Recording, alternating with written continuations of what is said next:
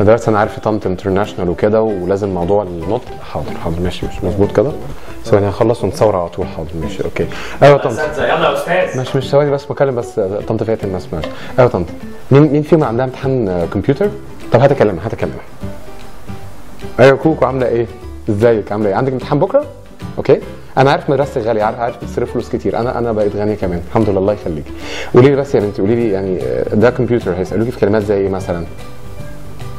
كوبي باست. كوبي باست ايه؟ اللي هي نسخ ولزق، اسمها كوبي بيست. كوبي بيست. مين كوبي باست ده؟ باست ازاي؟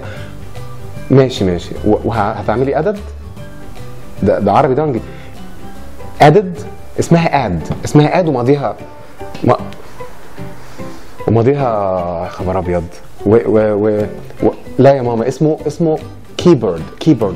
قلت لو في كلمه فيها مقطعين كيبورد نطول الاولاني تبقى كيبورد مش كيبورد. بورد ده لا، بورد ده عامل زي بورصه كده. لا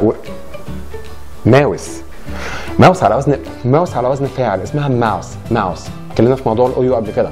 ماوس. طب نادي طنط اكلمها. مشيت. طب بصي اسمه ماوس كيبورد.